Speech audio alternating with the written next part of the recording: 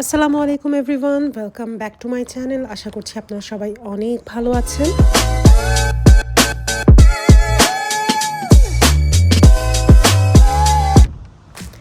আমার আগের ব্লগে আপনারা অলরেডি জানতে পেরেছেন যে আমরা ভ্যাঙ্কুভারের শর্ট ট্রিপ শেষ করে এবং ভ্যাঙ্কুভার থেকে বিভিন্ন ধরনের ভালো খারাপ এক্সপিরিয়েন্স গ্যাদার করে আমরা রওনা দিয়েছি আমাদের নেক্সট ডেস্টিনেশনের পথে। তবে আমার লাস্ট ব্লগে আমি সেটা রিভিল করিনি, কথা ছিল এই ব্লগে এসে আমি আপনাদের সাথে শেয়ার করব যে আমাদের নেক্সট ডেস্টিনেশন কোথায়।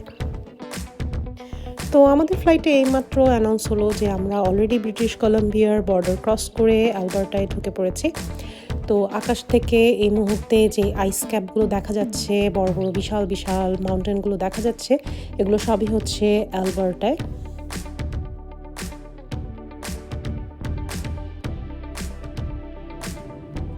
তো এই পর্যায়ে এসে পুরো আকাশ কিন্তু মেঘাচ্ছন্ন হয়ে গেছে। আমরা উপর থেকে একটু আগেও কিছুই প্রায় দেখতে পাচ্ছিলাম না, একটু মেঘ ক্লিয়ার হলো। মেঘগুলো সরে দাঁড়ানোর পরে আমি এই ক্লিপগুলো নিয়েছি।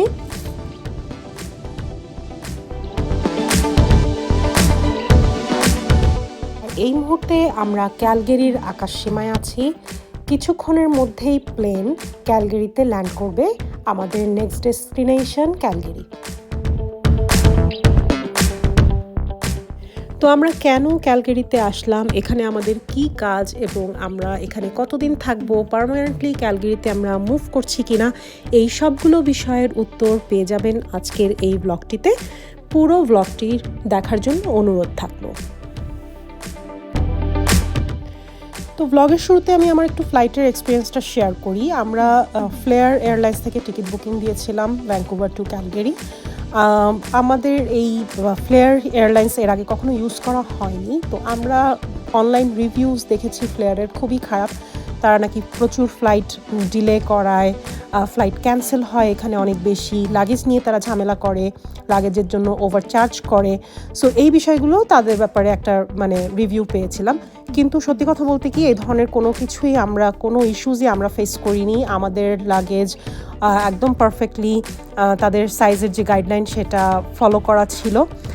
এবং তবে একটা কথা একটু মেনশন করি, সেটা হচ্ছে ফ্লেয়ার থেকে আমরা ফ্লাইটের আগের দিন প্রচুর টেক্সট মেসেজ এবং ইমেল পেয়েছি। 2-3 দিন আগে থেকেই আমরা এই ধরনের ইমেলগুলো পাওয়া শুরু করেছিলাম। তবে ইমেলগুলোর ল্যাঙ্গুয়েজ এবং টেক্সটের যে ল্যাঙ্গুয়েজ, সেই ল্যাঙ্গুয়েজটা ছিল ওয়ার্নিং কাইন্ড অফ ল্যাঙ্গুয়েজ। এটা যেমন একটা গাইডলাইন দেওয়া হয় সাধারণত ফ্লাইট বুকিং করলে, কিন্তু সেই গাইডলাইন ছিল না সেখানে। এর কারণে একটু আমরা নার্ভাস ছিলাম। কিন্তু আমরা যেই এক্সপেকটেশন নিয়ে ওখানে গিয়েছিলাম, নেগেটিভ এক্সপেরিয়েন্সের, এই ধরনের কিছু হয়নি আমাদের সাথে। ফ্লাইটটা স্মুথ ছিল, আমাদের এক্সপেরিয়েন্সও ভালো ছিল, আমাদের ল্যান্ডিং সব কিছুই খুবই স্মুথলি হয়েছিল আলহামদুলিল্লাহ। তো ক্যালগেরি এয়ারপোর্ট থেকে বের হয়ে আমরা ডিসাইড করলাম আমরা চলে যাব ক্যালগেরি ডাউনটাউনে। তো বড় সিটিগুলোর একটা সুবিধা হচ্ছে এখানকার ট্রানজিট সিস্টেম। ক্যালগেরি এয়ারপোর্টের ভেতরেই আমরা টিকিট কাটার যে কাউন্টারগুলো সেগুলো পেয়ে গেলাম এবং আমরা ডিরেক্ট বাসও পেয়ে গেলাম, যে বাসে করে আমরা রওনা দিলাম ডাউনটাউনের পথে। এবং পথমধ্যে যেতে যেতে আমরা ক্যালগেরি শহরটা যতটুকু দেখা যাচ্ছিল হাইওয়ে থেকে, দেখে কিন্তু খুব ভালোই লাগছিল। যেহেতু আমরা একটু গ্রাম এলাকায় থাকি, একটু মফস্বল এলাকায় থাকি, বিগ সিটিতে ঘুরতে আমাদের খুব ভালো লাগে। বিগ সিটির যেই বিল্ডিং, এখানকার যে পরিবেশ, ট্রানজিট সিস্টেম, সব কিছুই খুবই ভালো লাগে আমার কাছে সবসময়।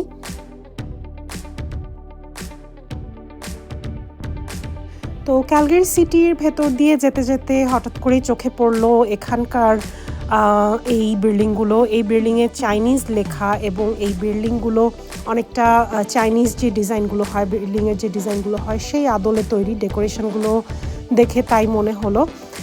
যদিও চাইনিজ লেখা আমরা জানি না, পড়তে পারছি না, সো আমাদের কোনো ধারণা নাই এই বিল্ডিংগুলো কিসের বিল্ডিং। আপনারা যদি জানেন তাহলে অবশ্যই কমেন্টে জানাবেন।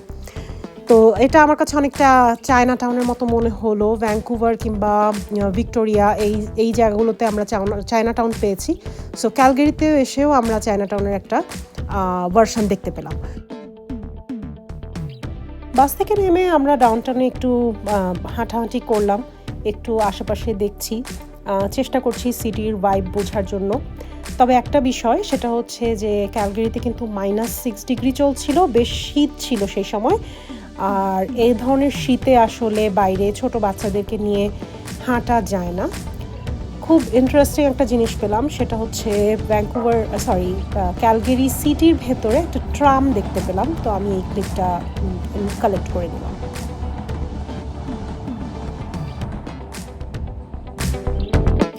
তো বাইরে যেহেতু প্রচণ্ড শীত, আমরা বাইরে হাঁটাহাঁটি না করে একটা শপিং কমপ্লেক্সের ভেতরে ঢুকলাম। এই শপিং কমপ্লেক্সের উপরতলায় একটা ট্রপিক্যাল গার্ডেন বানানো হয়েছে, আর্টিফিশিয়ালি পানির ব্যবস্থা করা হয়েছে এখানে মিস্ট এবং স্প্রেয়ার দিয়ে। যেই প্ল্যান্টসগুলো আপনারা দেখতে পাচ্ছেন এগুলো কিন্তু রিয়েল প্ল্যান্টস। ট্রপিক্যাল প্ল্যান্টসগুলো দেখে কিছুক্ষণের জন্য মনে হলো যেন বাংলাদেশ কিংবা এই ধরনের জায়গায় চলে এসেছি।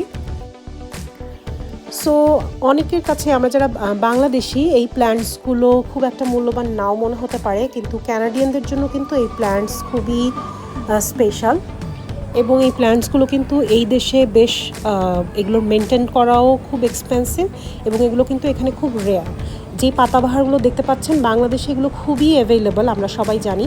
কিন্তু এই দেশে, কানাডার মতো একটা অতি শীতের দেশে এই ধরনের গার্ডেন মেনটেন করা অনেক ব্যয়বহুল।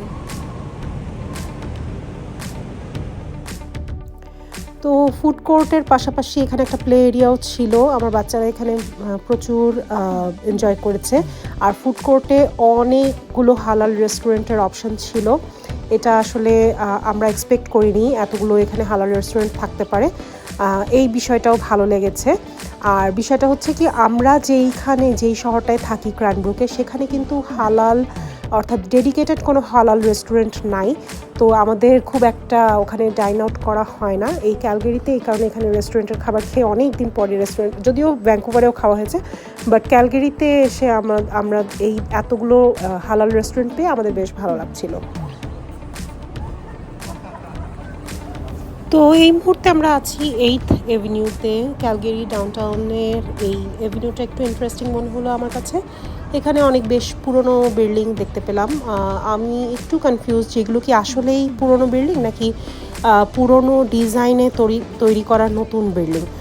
এ বিষয়ে আমার কোনো ধারণা নাই। আপনাদের যদি এ বিষয়ে কোনো কিছু জানা থাকে অবশ্যই আমার সাথে শেয়ার করতে পারেন কমেন্টে।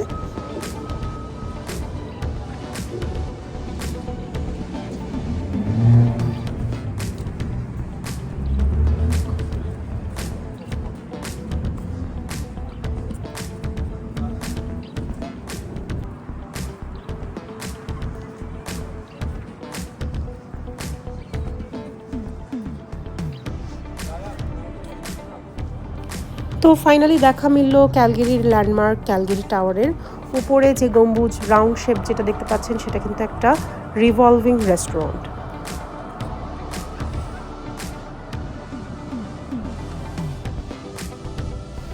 তো ভ্যাঙ্কুভার ডাউনটাউনের সাথে যদি ক্যালগেরি ডাউনটাউনকে কম্পেয়ার করি তাহলে বলবো যে এখানে আসলে ক্রাউড খুবই কম, মানুষজনের ভিড়ভাট্টা নেই বললেই চলে। তবে দু একজন জাঙ্কিজ কিংবা হোমলেসদের দেখা আমরা এখানেও পেয়েছি। তো আমাদের ডাউনটাউন দেখা শেষ। এই মুহূর্তে আমরা আমাদের ক্যালগেরি শহর যেটা, সেখান থেকে আমরা বের হয়ে যাচ্ছি। এর পরের ডেস্টিনেশনটা কোথায় এবং এর পরে আমাদের অ্যাক্টিভিটিস কী হতে যাচ্ছে সেটা আমি জানাবো আমার নেক্সট ব্লগে। আমার ব্লগগুলো ভালো লেগে থাকলে অবশ্যই লাইক করবেন এবং কমেন্টে আপনাদের কথাগুলো জানাবেন। কোনো কোশ্চেন থাকলে কোশ্চেন করতে পারেন, আমি চেষ্টা করব আমার মতো করে রিপ্লাই দেওয়ার। এবং অবশ্যই আমার চ্যানেলটিকে গ্রো করতে হেল্প করবেন, আমার চ্যানেলটিকে সাবস্ক্রাইব করবেন। আজ এই পর্যন্তই। সম্পূর্ণ ব্লগে আমার সাথে থাকার জন্য সবাইকে ধন্যবাদ। যে যেখান থেকে ব্লগটি দেখছেন সবাইকে শুভকামনা। আসসালামু আলাইকুম।